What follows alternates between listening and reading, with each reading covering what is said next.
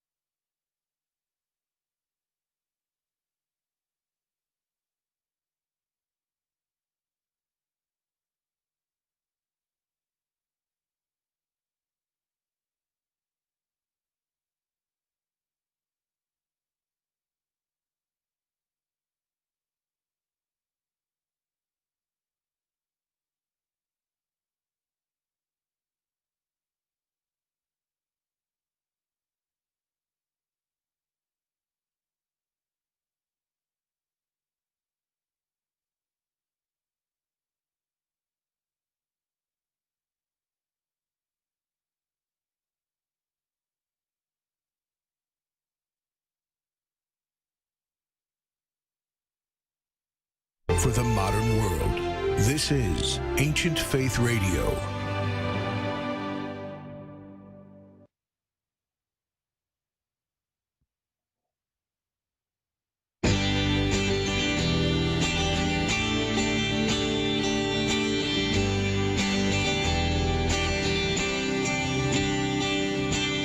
Welcome to Healthy Minds, Healthy Souls with your hosts, Father Nicholas and Dr. Roxanne Lowe, where we will connect our Orthodox faith to day-to-day living in relationship to our family, our work, and our view of ourselves. Father Nicholas is the priest at St. John the Divine Greek Orthodox Church in Jacksonville, and Dr. Roxanne is a licensed clinical psychologist who uses her extensive training in private practice. Your questions are welcome by calling 855-237-2346. That's 855-237-2346. Here now is Father Nicholas and Dr. Roxanne. Well, good evening, everyone, and welcome to Healthy Minds, Healthy Souls. We are so blessed that you've taken time to join us on this Tuesday, June 9th, 2020. My name is Father Nicholas, and I'm joined by my lovely wife, Dr. Roxanne, and we are the Lows. And, for the last couple of years, we have brought you this ministry right here at Ancient Faith, and the whole goal behind Healthy Minds, Healthy Souls is to marry our professions, professions of faith and psychology together to help you in your own walk of faith. And so we hope that every single show that you listen to, you're able to kind of get some tools that you can apply in your everyday life. We truly believe in what we call practical Christianity, to be able to take the steps that you're learning on a Sunday morning, whether it be in liturgy or in a sermon, or what you're reading during the week in scriptures or in the writings of the church fathers, and not only just simply read it, but as the scriptures talk about, to do it, to apply it in your everyday life. And so we hope to be a tool that will help you to do that. And one of the ways that we do that is through conversation. We love for you to get engaged in our show and to get connected. So we encourage you to join our show. There's a number of ways you can do it tonight. You can call in live at 1-855-237-2346. That's 1-855-237-2346. You can also join our chat room by going to ancientfaith.com and then simply click on the chat room, click on the Healthy Minds, Healthy Souls banner, and then it'll take you to an area where you can kind of go right into the chat room. And you can also always email us during the show at ask@ancientfaith.com. We also want to encourage you that although our show is on the air twice a month, we do encourage you, though, to share it. If you find this show tonight, which I think all of us will find it, if you find it beneficial in your own walk of faith, share it with your friends, share it with your family on your social media platforms. You can also join our platforms, our social media platforms, whether it be Facebook, Instagram, or Twitter. They're all under the headings of The Lows. So please, if you're not a friend of ours yet through social media, please do so. And then a couple just real quick announcements before we dive right into tonight's show. And that is, in a couple of weeks, on June 18th, we're really excited about this. We're going to be revealing to all of you the title of our new book that's being published by Ancient Faith, which we're so excited about. Not only are we going to be revealing the title, one of the main endorsements that I think Roxanne and I are just blown away by the fact that we have this particular endorsement. We've got about 6 or 7 of them, to be quite honest with you, and we're excited to share with you all of that. People who have read our book and have found it already beneficial to them, and you'll hear from them over time, and you'll hear definitely their comments. So we'll share with you just one of them on June 18th. So mark your calendars for Thursday, June 18th, at 8 p.m. on our social media platforms on Facebook, on Instagram, and it'll also be run through Ancient Faith as well. And you could always take it to register to be on a pre-order for the book. You can do that by going to stjohnthedivine.com or on our Healthy Minds, Healthy Souls website. So today is really a show that in our minds is so applicable because we feel like the church should be not only hearing what's going on in the world, but being active and involved in what's going on in the world. And over the last several weeks, we have watched truly in horror and in sadness about with the senseless killing of George Floyd. We've seen the protests that have taken place and the demonstrations around the country. We've also seen, sadly, many riots that are taking place. And there is a conversation that's beginning within our country, a conversation about not only what is happening, but why is it happening? And also to understand how can we, as Christians and as part of a church, how do we become not only hearers of what's going on, but be doers, be the peacemakers that God yearns for us to do, that he speaks about in the Gospel of Matthew with the Beatitudes.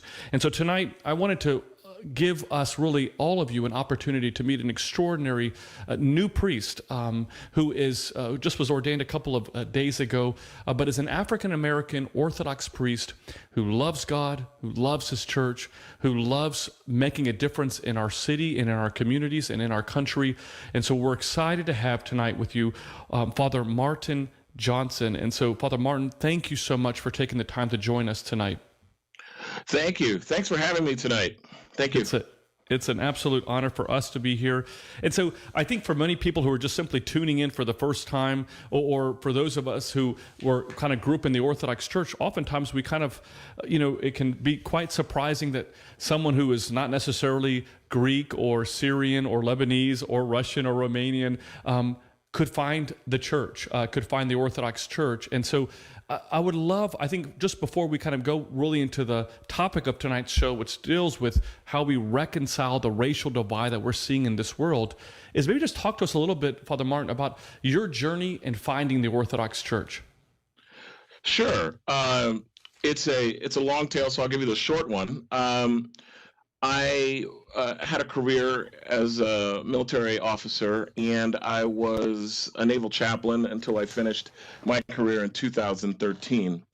How I found the Orthodox Church was I was overseas passing through Kuwait, and at the time I was a chaplain with the Seabees. Now, if I'm a chaplain, that means I'm already in a church and a communion, and I was. So I am a new church priest, which in this country, that would be, I'm a Swedenborgian priest.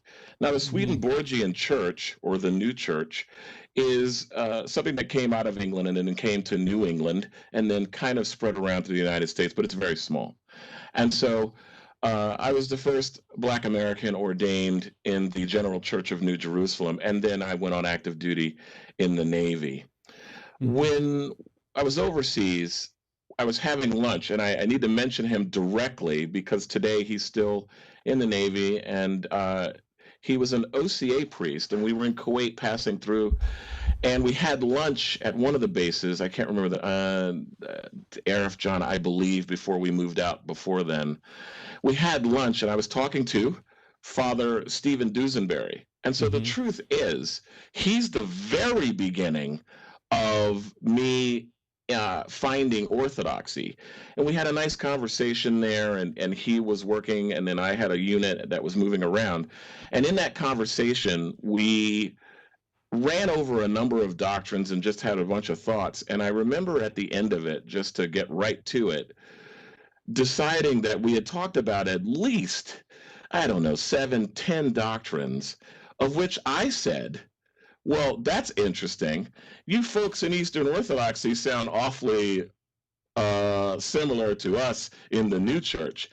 And he kind of responded, well, you're going to have a problem with that, because I'm in the Orthodox Church, and we're a little older than that.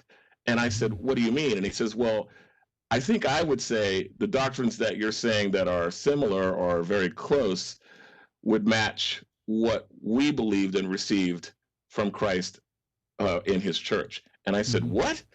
And so at that point, it was that moment where the church I'm from, essentially, that I came out of, is 200 to 300 years maximum. And here is Father Dusenberry very aptly and very casually saying, actually, yes, I imagine you can call those new, but they're not really new. Okay, I'm through at that point. At that point, there's a box that's opened, and I don't know how to close it, because as a new church priest, a Swedenborgian priest, I just now ran into an antecedent to my entire faith basis. And there's the short story. That will take me back home, and I got back off deployment, and I sat down with Melinda, and I said, can I tell you something? And we talked about it, and I guess that's the very beginning of a journey that's been running at least since 2007. And so there's the short story, and there's the priest at the very beginning. Now, there are very many more that I am grateful to in my formation and in my journey, but that would be the very beginning. I think it's just so beautiful, because not only did you find the church, because it wasn't as if you weren't part of a church. You were an ordained minister, a pastor within a church.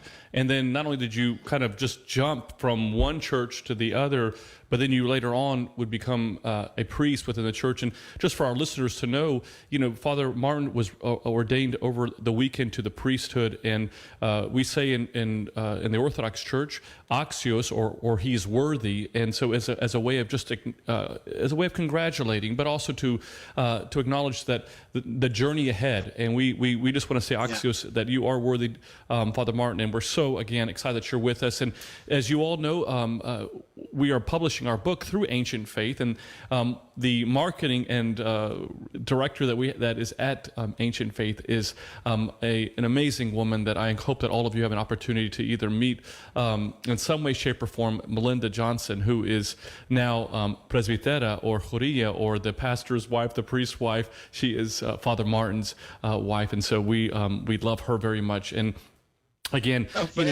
yeah, she's yes, absolutely. I totally understand. And I just wanted, I think for what would be great, Father Martin, is I'm so excited about the ministry that you and Father Paul Abernathy do in Pennsylvania. And I think it'd be great, just before we get into the topic of tonight, maybe just to talk about what you guys are doing as Orthodox priest in making a difference, and what that really looks like, making a difference in the communities and in neighborhoods in which there is a tremendous amount of stress and racial injustice and inequality, as well as just a great deal of just sadness that we're seeing going on. So maybe you could talk a little bit about that.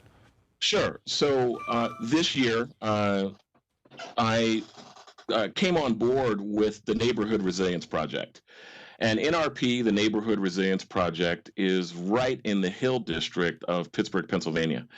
And I had some conversations with Father Paul Abernathy and his wife, Presbytera Christina, and I guess in January and February. And it was incredible, because that was the very time that they were erecting the Neighborhood Resilience Project. They had secured a really incredible facility and began to move the entire operation to that facility. And as they were looking to do things in a whole different way and in a more robust and deliberate way, I began conversations. At the time, I was working for the Department of Labor and Federal Occupational Health, and I was a consultant, sort of running around the United States doing this and that. And I wanted to see what I could do locally and see what Father Paul and Pres Christina were up to. And so I had a conversation with them, and we had a couple conversations and dialogues. And then the long and short of it is, they brought me on. And so right now I'm the chief operating officer for Neighborhood Resilience Project, and Father Paul Abernathy is the CEO. So what we're doing in the Hill District of Pennsylvania, and indeed in Allegheny County, is taking a very deliberate approach to empowering people, empowering communities to deal with the things of life and to look for ways to become more resilient no matter what life brings. And so there are programs at Neighborhood Resilience right there in the Hill District that look at those folks who may have had trauma in their life and what they can do to respond to it, whether it's simply working on themselves and coping strategies, including groups. We also look at how to respond after violence and shootings in the city of Pittsburgh and Allegheny County with the trauma response team. We also do things with the clinic. We have a clinic in our facility that allows folks that are underinsured and others that just can't get access to health care to come to us, because we want to make sure that everybody in the neighborhood and in the city and the county are able to get to a place where they can work from experiences that they may not have controlled and get to a place of health, healing, and resilience with the light of Christ. And so the Neighborhood Resilience Project has a number of programs that we operate that address the very things of life with an Orthodox perspective. And it's, since we're both the priests there, the Neighborhood Resilience Project also has is linked to the Mission Church. Even though they're separate, the St. Moses the Black Mission Church is also present, and it guides our hand, just as the idea of the civil rights movement and the idea of people that have been impacted by trauma need to be empowered to find their voice, to move forward to positive and good things that help them become resilient and stay that way. I love that. I think, you know, one of the beauties, and for those of you that do not know Father Paul Abernathy, I think this is quite fascinating as well, is that if you remember from your history books not too long ago during the civil rights movement, one of the leaders of the civil rights movement, along with Martin Luther King, was a man by the name of Ralph Abernathy. So Father Paul Abernathy, who is the CEO of Neighborhood Resilience Project, and who Father Martin, our guest, works alongside with, Ralph Abernathy's grandson, a civil rights icon, is also an Orthodox priest who oversees the Neighborhood Resilience Project, and his name is Father Paul Abernathy. So it's just great to see our work and how what you are doing, what the both of you are doing, not only in that area of Western Pennsylvania, but also how it's kind of spreading its wings around in other parts of our country. And maybe we could talk a little bit about that if you have some time. I just would like to I'd love for our listeners to hear about just the great work you guys are doing. Yeah. So one of the things Neighborhood Resilience Project has, if you will, it's all of, it's June. So it's all of 5.5 months old. And as you might imagine, what a baptism of fire. So the Neighborhood Resilience Project stood up and opened its doors in January. And within 5 weeks or 6 weeks, I think I was brought on board around the end of February. A few weeks later, the pandemic reaches the United States. And by March 16th, the whole project, and indeed the country, has to adjust and change. One of the things that was critical at that time, so Neighborhood Resilience Project was all of 2.5, maybe 3 months old. One of the things that we did is we sat down and said, what are we going to do as the United States and indeed the world responds to COVID-19? And Father Paul was clear and said, we will not close, and we will make sure that there's somewhere to go for people who have nowhere to go in terms of support. And what ended up happening is we created 2 programs. One was the Community Health Deputy Program, which allowed each community in the city of Pittsburgh and part of the county to find a way to use social capital, i.e., the community itself, to work to stop the spread of the disease and to Mm-hmm. interrupt all the transmissions that were going on. When we did that, it informed a lot of the folks in the city of Pittsburgh and Allegheny County, and we began doing Zoom training for a number of community leaders and folks in the community to do the basics. And why? Well, because the hospitals were overwhelmed. Mm-hmm. If you called 911, it's not that they didn't want to get to you, but they too were overwhelmed. And they too may be testing positive for COVID-19 and the like. And if you go back and remember March and April, those were very scary times because we just didn't have any data. That didn't change what we needed to do, which was to equip and empower the very people that may not have the access to information, testing, and the hospitals. And so we created the Community Health Deputy Program, and it had very, very fast and powerful traction very quickly. And to this day, we continue to train both the communities that have come to us, the communities that discovered us, and a lot of the immigrant communities and others all around Allegheny County and Pittsburgh. And we remain doing that today. That's excellent. Once again, everyone, you're listening to Healthy Minds, Healthy Souls. We are so delighted that you're joining us this evening. We are going to now begin having really a conversation that I think is hopefully will be an honest and open conversation where we can all kind of join in this dialogue. We're going to be talking tonight, how do we reconcile the racial divide? But before we do that, I want to invite you that if you've got a question for Father Martin Johnson, I encourage you to do so. You can call in at 1-855-237-2346. That's 1-855-237-2346. I know the chat room is packed full of people, which I'm so excited to see. So if you're not in the chat room yet, you can, just so that you know how to do that. That's simply just go to ancientfaith.com. Click on the Healthy Minds, Healthy Souls banner. It should be right there on the homepage of Ancient Faith.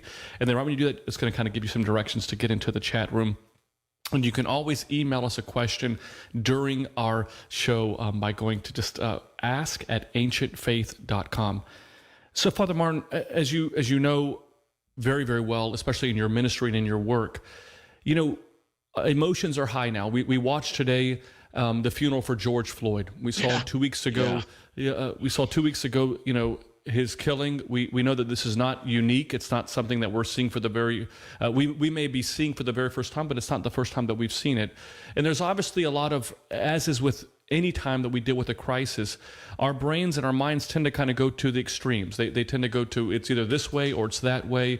We start creating almost these narratives in our mind about what is the truth, how we need to solve that. And so we really would love to kind of hear from you. And so what I'd like to know is, how do you see the last 2 weeks of the protests and the riots around our country in the wake of George Floyd's death?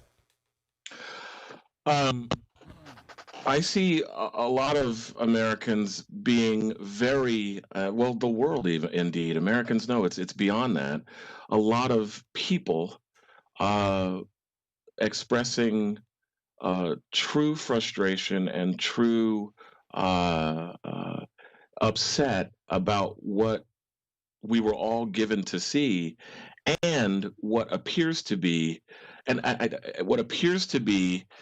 a sense that there is no end to a violent act against someone of color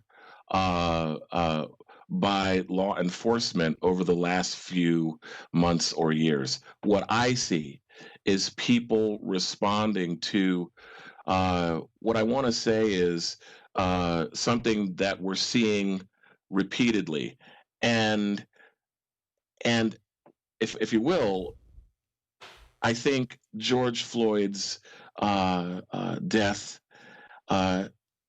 sent a sense of, oh boy, I really want this to end. And it almost came to a head with this most recent tragedy. But I want to say this, it comes to a head again because George Floyd is in a series of things that we've been given to see, I don't know, maybe over the last year or two, but many would say longer than that. And so perhaps it appears more pronounced than it is, but Mm-hmm. certainly it is coming along with other things that have truly come to a head again. And I think people are responding in ways that say they're grieving, they're tired, and they really are upset about it, and rightfully so. We don't normally look through a television screen and watch someone lose their life uh, as we're looking at it happen. Mm-hmm. That's not normal. That's Mm-hmm. not right. So I think that's what I think is happening with folks who just looking at it says, wow, something is certainly wrong here. And what is going on here? And so Mm-hmm. people are taking that in all sorts of ways with responses. And I was just going to follow up with that. I mean, as someone, growing up in the Orthodox, growing up as an African American Yeah. in this country, I mean, what would be something that you think that is a message that all of us, who are not African Americans, Yeah. we're all children of God, but we are not. What would be one thing that you'd say? This is one thing I think that maybe getting lost in the story, or may that we need to know that I think we may not be aware of. I think that I think that listen, first, I don't speak for the Black community. I'm a member of it. Mm-hmm. And I think that it's important that the first part is to know that the Black community has the same breadth and depth as any other community Mm-hmm. on earth, Mm-hmm. especially Black Americans. And I don't know how to say that other than to kind of say the first thing is to see that there's just as much diversity and opinion and views in the Black community as there is in any other. The second thing is that it is true. I'm just thinking about my parents right now, that there's a lens and there is an experience for many Black Americans that is very different than those in the majority culture. And it is about access, and it is about treatment and how one is treated, and it is about the perspective and view that some have Mm-hmm. about what is happening and why. And I just want Mm-hmm. to open that a little bit. I mean, the Black community really does have diversity. Uh, Michael Jordan is not Michael Jackson. Mm-hmm. Colin Powell is not Clarence Thomas. Condoleezza Rice is not Oprah Winfrey. Whoopi Mm-hmm. Goldberg is not Candace Owens. Mm-hmm. Bill Cosby is not Eddie Murphy. And so there is great diversity. And yet, in all of that, there is a very large unity of experience for many that says that as a community, uh, there's a whole level of disregard, marginalization, and second classness, if you will, that Mm-hmm. was codified in this country. Mm-hmm. Black Americans were slaves.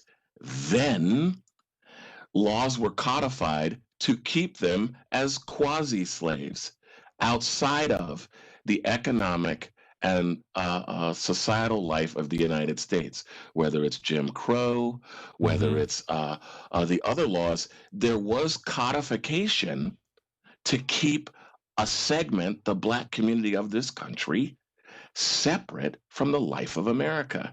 Mm-hmm. I love that. Yeah. I love just hearing that, and I love the fact that we're talking about that. There is diversity within that. That sometimes I think we're so quick to kind of group, and this is what I was talking about earlier, Roxanne. The different kind of extremes that we have in our mind, that where we tend to think that everyone thinks the same way, or it has to be solved this way or done that way. And I love what you were sharing, Father Martin. We have quite a few people that are waiting on hold Yeah, to our. please. So let me get to George from Canada. George, are you there? Yes, I'm there. Thanks for taking the call. Yes, thank you, and welcome to Healthy Minds, Healthy Souls. Thank you, Father Johnson, for being on the show. It's very interesting and very appreciate that you're taking the time to speak about the sensitive subject. My question to you, Father Johnson, is I came to know about a little bit more of a history that is not known in the mainstream academic field. A few years ago, I came to know about a few books that one is White Cargo and the other one is White Slave. They were white and they were slaves by Hoffman. Mm-hmm. And what it shows on those books is that before the Africans were enslaved in North America, English kids and Irish, they were all enslaved by English elites. And they were brought into North America and they were treated as slaves, even though they used the word indentured servitude. But practically, if you look at the records, they were treated as slaves pretty much. And the government, they don't like to speak about it. The schools, they don't like to speak about it. I was shocked when I came to know about that. And the first African who came to North America, a lot of them, they actually owned white indentured servitude because they were successful. Some of them, they even owned African enslaved.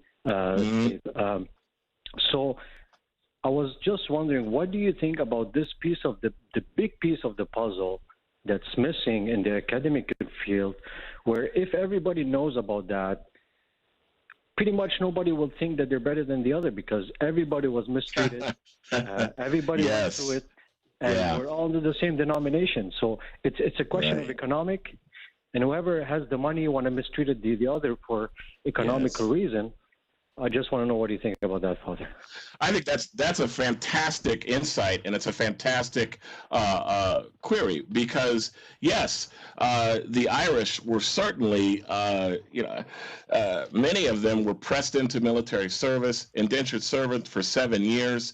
If we look at Asians that came to the West Coast, they too were outside of the economic engine of the United States, but they were used to power it.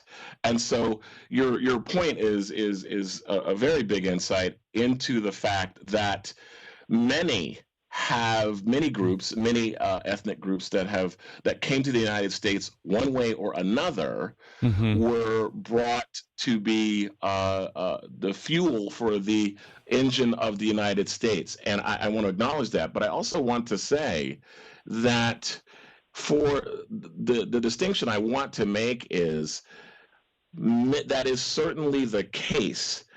And in many cases, it's the Black American whose experience was chains, boats, and complete control and a level that's lower than a human being. And I want to go to that level. Remember, you're right that many were outside of what would be the full American experience. But the Black community had zero rights and were not viewed as human. We were beasts, and we were beasts of burden, and it didn't make any difference what happened to those people who were part of the fabric of the United States because they were slaves. That is not to say that the Irish and many of those of Asian descent that came to the West Coast and other places weren't treated the same. And so I want to acknowledge that. So thank you for that insight. Thank you, George, for your comment. I appreciate you getting your question and to Father Martin. Just because we have so many other questions that are coming in through the line, I'm going to go to the next caller, Alexandria from Arlington. Alexandria, are you there? I am. Hello. Hey, welcome to Healthy Minds, Healthy Souls. Hi, thanks. Thanks for having me ask the question, and thank you for fostering this conversation. I'm sure it's not easy for anyone, and it's uncomfortable, and it requires emotional labor, and I really appreciate it.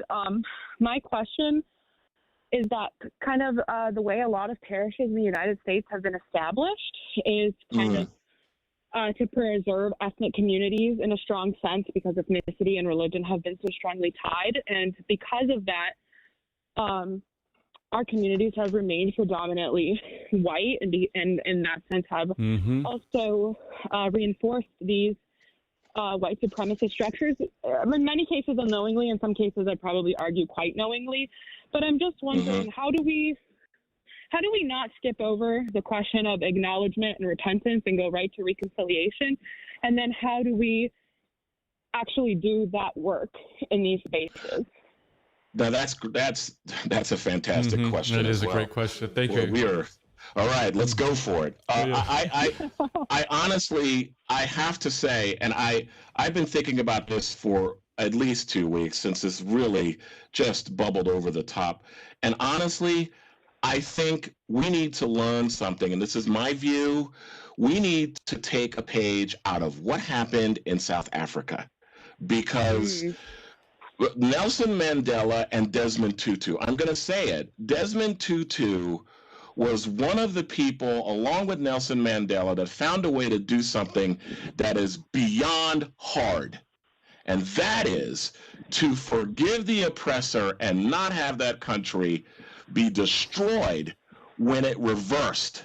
Nelson Mandela was in jail for the bulk of his life on an island. He gets released and becomes the president. Well, how do you do that without revenge and everything else being involved in that country? And so you're right. You're not going to skip over anything. I want to acknowledge what you said there. There is no way to skip over. And the thing that happened, and I invite you to take a look at this because I've been looking at it myself, the Truth and Reconciliation Commission in South Africa that went on for, I think, 2 years. That is unreal. And that is one of the key elements that has to, in my view, has to go on, because we have to find a way, and I think this is what I heard you say, we have to find a way to do the work of exposing what this is and its root cause. And what South Africa managed to do in their own way was to say, if we don't find a way to forgive both the perpetrator and those that suffered at their hands, there's no chance. And this was Nelson Mandela's point, and he had Desmond Tutu to do some fierce work that makes me weep every time I see those videos. I can't do it because it is unbelievable how both the person who tortured people to death in Westval and Durban can go to a Truth and Reconciliation Commission and say, yes, I did. And the person who received that found a way to say, I've got to forgive you, or neither of us goes anywhere. And I want to take that to what we're dealing with right now. George Floyd, wait a minute. Father, I know I've only been a priest 3 days. I get that. But I'm telling you, if we don't find a way to we have to find a way to restore both of them. We have to restore George's family. He was killed in police custody. And somehow that policeman has to be restored. Right. And so the Trust and Reconciliation Commission in South Africa, it has been occupying my mind because that is a major step. And it is why, to me, we're always having this, well, this is really coming to a head again with race relations. Wait a second. If we don't get to the root cause, of course it's going to come to a head again. Is that, for opening that up, I just want to say that I think we have a lot to learn. I don't know how South Africa did it, but we better learn something from that. I think that's fine. Well, and I think, to kind of build upon, what you were saying too, Father Martin, is not only does it have to begin with a level of, there has to be a level of acknowledgement, because it's hard to, especially in societies where there isn't a level of acknowledgement that there was a wrong that took place, you keep perpetuating it and repeating it. But I think that in this case where, Alexandria, what an amazing question that was. And I think that we also in our churches, I think there's some wisdom in a lot of wisdom of what she's sharing, that we as churches, I remember Jesse Jackson one time saying that the most segregated place on a Sunday morning is the church. Because oftentimes we do tend to kind of be around people who look like us, who think like us, who have the same kind of mentality and mindset that we do. And the church, as Christ shows us, is to go out to all people. That Christ never saw the 1/16 of an inch of the thickness of our skin color.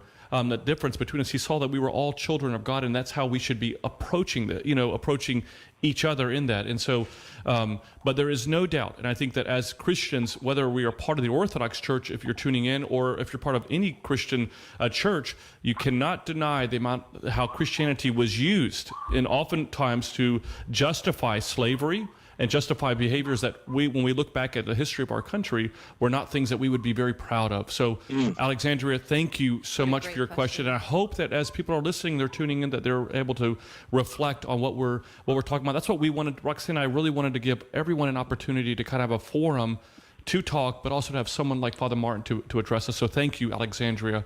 We've got another caller who's calling in. Father Joseph calling in from West Virginia. Father Joseph, thank you so much for waiting. I appreciate it. Welcome to Healthy Minds, Healthy Souls.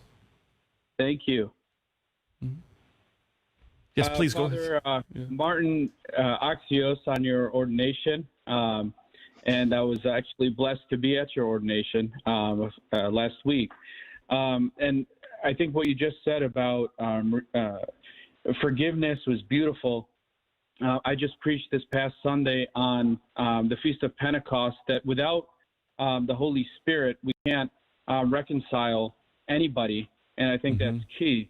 My question for you is, we have a unique opportunity here in Charleston to call together members of the African American community leaders, as well as the police chief and other political leaders, and to all get them in a room. It's a meeting that I called that will be taking place in our church. And of course, we're not going to solve any of these age-old problems in a couple of hours. But what would have to happen in a meeting like this for both sides to leave satisfied that something like this is not going to happen again? Wow. You know what, Father? I would say, and let me just offer this idea.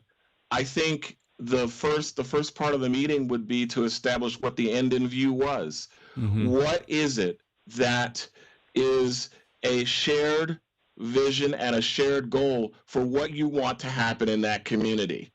And starting there means starting with the end in view, which is, do we want this community to find its voice, and how do we help the community do that?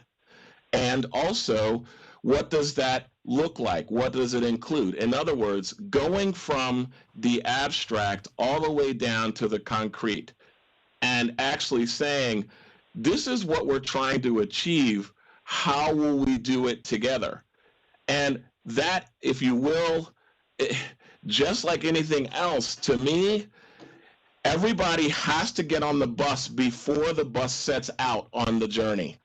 And so part of the hard part, and I think it goes back to the question earlier, we have to have a process that puts everybody on the bus. Then we can all leave together. And so find the destination, then invite those onto the bus. And know this, Father, not everybody's going to get on. But then set it, and then say, we're trying to have blocks where somebody can walk down there and not be accosted. We're trying to have schools that have access to everything they need, including the internet, and that includes every neighborhood, not just these. In other words, all I'm saying is try, if you can, to come together on the end in view, then look at how you can cause it. Set the end, and then do the work to cause it.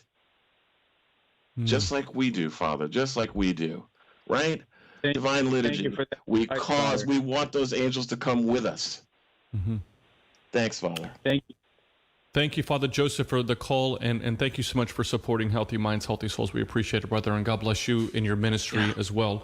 We encourage you again, just as we've been seeing with all the different callers that have called in tonight and the great questions coming in through the chat room, to call in. If you feel uncomfortable sharing your name, not a problem. You could totally be anonymous, but call us at 1-855-237-2346. That's 1-855-237-2346. You can also email us a question, ask@ancientfaith.com, or join us in our chat room by going to ancientfaith.com, click on the Healthy Minds, Healthy Souls banner, and then simply just click on the click on the chat room, and you can go right into the chat room. And I do also want to encourage you that if you haven't joined our different social media platforms, to do so, whether we're on Facebook, Instagram, Twitter, they're all under the heading of The Lows, so definitely do that. So we have another caller, Andre from Fishers, Indiana. Andre, welcome. Andre, are you there? Yes, I'm here. Sorry about that. It's okay. Welcome. Thank you. Just had a question for Father Johnson. So I am a recent convert. I am Black American. I've been in church for about a year officially. And as I listen to the conversation, I want to say I'm glad to see that Orthodox are talking about these issues. It warms the heart. I guess my question is, though, because, like the last part when the Father called, he mentioned that, he was trying to get everyone on board. I think that the Orthodox Church has a lot to offer the African American community specifically, especially kind of the structure and the purification and the willingness to be open to having these different conversations with different people. So do you have any thoughts on how we can share Orthodoxy with more Black people? I think that wouldn't be the cure-all to the issue, but I think that would be a fabulous start, because it would be a great place to start that dialogue, I think. That's another fantastic question. Father Nick, where are you finding these folks? So I think, you know what? Maybe you've noticed this. Come on, I'm a convert myself from, I guess it's to 11 or 12 years now. But listen, one of the things I noticed, and maybe you've noticed it too, many Orthodox churches are in cities. And what's striking to me is there are places, there's situations location wise lend themselves to being able to offer the faith and the practicalities of the faith. Meaning, I think our faith and our theology asks us to share the light of Christ and to make sure that someone is in a place to receive it. And so I think we begin by exactly what Father Paul's doing with St. Moses the Black and with Neighborhood Resilience Project. What happens when you're taking the faith that you hold and having that inform what you do with your life? Well, when that's the case, you're going to be reaching for someone else about whatever's going on with them as your ministry. And so I would say, let your ministry teach. I hear you saying, I have something to say and I am Orthodox. So this would mean take that very thing that you are as a royal priest and say, how do I offer the faith that I hold with something that someone else may be in needs, or someone else might benefit from knowing? Now, wherever you're located, that could be to work with what's already there, or to simply say, what can my parish do that opens the door when it's not Sunday?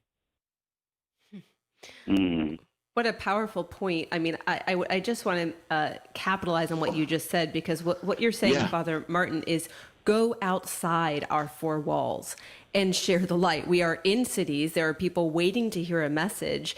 And yet, how often do we as Orthodox Christians keep our message inside the four walls of our church? We haven't learned to be an urban ministry. We haven't learned to share in any sense of the way. I don't know if it was the Ottoman Empire or the history, but we have not capitalized on sort of any evangelism, much less going outside to our next door neighbors and sharing our message. So I just love that point that you're saying. Step out of our four walls. There are people waiting to hear what we have to share. Can I have one more thing to that also?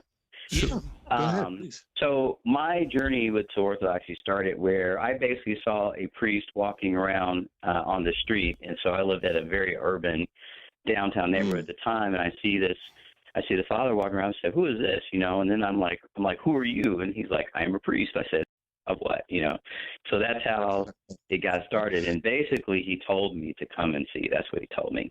So that basically got me started. So I guess what I would probably say in closing to those who are listening is just be Orthodox, just represent. I think that, there's no need for you to change or to alter. Just be authentically Orthodox, and I think that it will appeal to people just because of the truth and the fullness. So that's just what I wanted to say on that. Yeah, precisely. Listen, one of the things neighborhood resilience, and I've only been there 3 months, so what do I know? But I do know this: Father Paul has noon prayers every day, and Monday through Friday. And you know who's at those noon prayers? The 6-hour prayers. Everyone in those chairs is not Orthodox. But they know at 12 noon there's going to be a service. And you know what they come by and say? "Hey, I'm just here to get the word." And I'm like, "Good, you're on time. Stand right here." That's beautiful. I love that. Andre, thank you so much. I loved hearing your not only your question, but your encouragement to all of us. And so thank you so much for being a listener of Healthy Minds, Healthy Souls, and definitely continue, and God bless you in your this new chapter of your life. So we're excited that of your journey, and look forward to having you be part of our show in the future as well. Thank you very much. Everyone take care, and God bless. God bless you, my friend. We have Samantha calling from Pennsylvania. Samantha, are you there? Yes. Hello. Hey, how are you? Thank you for being with us. Good. I'm well. First, I'd like to say thank you for doing this show tonight. Very timely, meaningful. And Father Martin, welcome to your Orthodox ministry. Thanks. Yay! Father Paul said to me, "Yeah, welcome aboard. COVID-19 and the country's on fire with racism. Congrats." Well, we Yay, Father Axios. Welcome. So we actually, I'm very glad to hear this podcast tonight, because we saw the response from the synod that the letter was put out, and I just felt like, okay, that's nice to put that in words, but what can we do?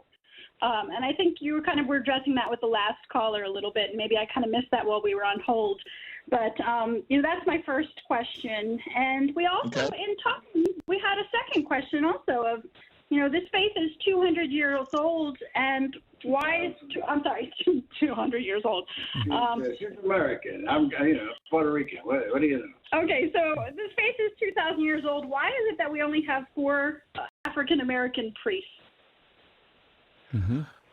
That's a great question. I don't.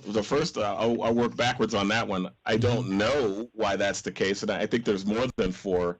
I know that, but I would say, so let me just say that first. I don't know why that's the case, but I think that's linked to how much work and that needs to be done, but also the work we have to do ourselves about making sure that it's true for us that it is neither Greek nor Jew, and we have to do that within ourselves. I think I don't know. Going back to the first question, what do? We really do have to do the initial work with how we see each other and then see other people. And what I mean by that is, if we look at what Father was talking about earlier, let's start there. It is true, the most segregated hour in any week in the United States is 11 a.m. on Sunday. Statistics say that 86% of the United States congregates with itself, i.e. the same race person. 86%. So the most segregated hour in the United States is 11 o'clock on Sunday morning. And that's for people who go to church. We could start right there. What can we do as a parish that says this community does believe that everyone is in the image and likeness of God, and you're welcome in this church? Amen. And that's the first thing right there. I think the second idea, is to then say, okay, what do we do practically speaking? One of the things that happened last week was there was, all the upheaval and unrest, and it happened here too. And that next morning at Divine Liturgy, I thought to myself what you're thinking, which is, gosh, was this a cup of fresh water? And I got to partake of it, so to speak.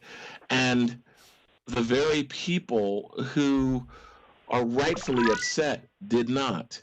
And so they go on to do the next thing without actually being refreshed, if you will. And I think it starts with the work of me saying, I've got to see the mark of God on everyone's face. Not simply quote Philemon 4:14, but see it. And then I've also got to decide that I believe that every flower in the garden is a human being, and that flower is different. And the fact is, we believe that as the Eastern Orthodox people. We are clothed in light. All of us. So if we're clothed in light, then let us make sure that those with the same image and likeness of God are welcome in our church. And we have to be very deliberate about that. It can't be this person accidentally found us, or look, snatch him before he walks by. Right. It has to have a level of being deliberate about it. And that's hard. That's very hard. And we have to decide. That's a decision. But second, yeah, please. Well, Father, I just want to say Axios and God bless you and all the work that you're doing. Being raised in Brooklyn, New York, and being a convert to Orthodoxy, I've seen so many things, and a couple of changes. The Orthodox Church is slow in change, but I think that as a person who loves God and found Orthodoxy, I'm like, oh my God, what is going on? Well, it's a test of our faith. How we treat the old lady at the supermarket. What do we do? All right? What do we do to fend off racism and every other thing? Well, listen, it's really, really simple. It's the Word of God. If you know Jesus Christ as your Lord and Savior, there's no way in the world you're going to be protesting and looting and everything else. Orthodoxy is the best kept secret in America. We don't evangelize. Why is that? Our faith is so beautiful. We have our sacraments.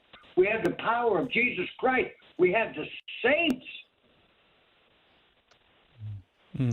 Yeah, thank you for that. No, thank you for that insight. And I want to acknowledge that, because that's absolutely true. And I want to be as practical as we can about doing that. Listen, we're talking about what's going on around us in all this turmoil. I want you to just consider this idea. we would have to, as Orthodox Christians, we'd have to take the high road here. Taking the high road means we have to find ways not to take part in the dehumanizing of another person. Mm-hmm. And then, you know what? Let me just say this. And no one's a racist until a person or an item presents. Who could you walk up to somebody and say, well, you might be able to, but in general, you can't really walk up to someone and say, hi, are you a racist? And they're going to say back, why, yes, I am. There are many that might, but what I'm saying is no one is a racist until something presents. This is where the work is. Where's the work? The work is this person, George Floyd, lost his life at the hands of law enforcement in this instance. Yes, it was a white policeman and a black man. We've seen that repeatedly, yes. Now, don't we have to do a self-inventory that says, wait a second here. Where is the light in what I have seen and what I know about this? And what can I do to bring it? This is a world of darkness. God created beauty and this world for us to live on. Yes, it has darkness. And yes, the Holy Spirit is within us to bring the light. Did you or didn't you? Unfortunately, we think about this all the time. The dread judgment seat of Christ is just as real as the light we were given to share. Mm-hmm. Can you repeat those two questions that you just said? Because I want everyone to hear it, that we are not to take part in the dehumanizing of a person, and that the two ways we do that is asking, where is the light and how can I bring it? I just want you to emphasize that, because that is the question in everyone's mind, is how do we not take part? How do we stop that?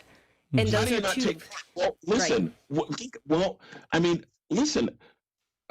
So often the violent felt inside someone often becomes the violence that's offered outside. There's a reason that the folks at somebody's protest, as soon as a brick gets thrown, or somebody decided these roads have been cut off, I can't do this, or that policeman was mean to me, the violence that they feel on the inside looks for a way to get outside. And that's a combination of anger and fear.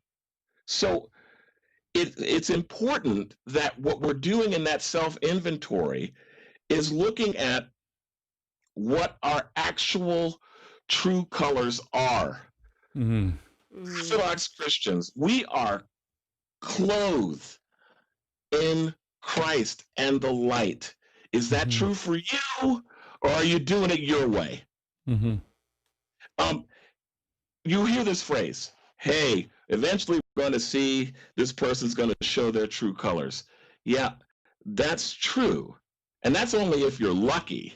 If you're lucky, someone will show you their true colors. Because more often the case is that someone's true colors are revealed. Amen. And when that happens, this is where our work begins. So do the work of showing Christ and showing the church what is true about you. Reveal that. Now, the sacrament of confession does that and helps us do it. Reveal what that is and do the work of saying, I do not want to join in the dehumanizing of someone else, and I find this difficult to do.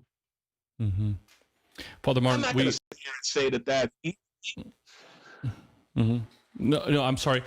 Go ahead. Finish your thought. I'm sorry. No, I'm sorry. That's how we get divided. Division is what Satan does. Satan divided Adam from Eve. Then he divided them from God. Exactly. And blame and shame will keep you that way. Divided. Exactly. And he wins. Stay that way. Exactly. So that violence you feel inside, it's going to look for a way to manifest against yourself or someone else. Father Martin, I wanted to thank you so much for joining us tonight. We didn't even get to, I think I have so many questions of my own. Right. So what we're going to do, so just all of you that are tuning in or downloading this podcast, just know that on Tuesday, June 23rd, we're going to have, if Father Martin his schedule will allow it, we would love to have you back here on Tuesday, June 23rd at our next show. We will continue this conversation. We have had so many questions coming through the chat room, through our that came online, and so I think we need to have I think this conversation needs to continue. Yep. And so Roxanne and I would love to have to be a platform where that can happen. So to all of you that have tuned in tonight, thank you so much for joining us. We are honored that you're here with us.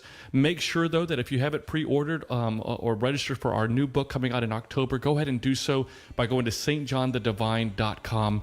We love you all, and everyone, stay strong in your walk of faith.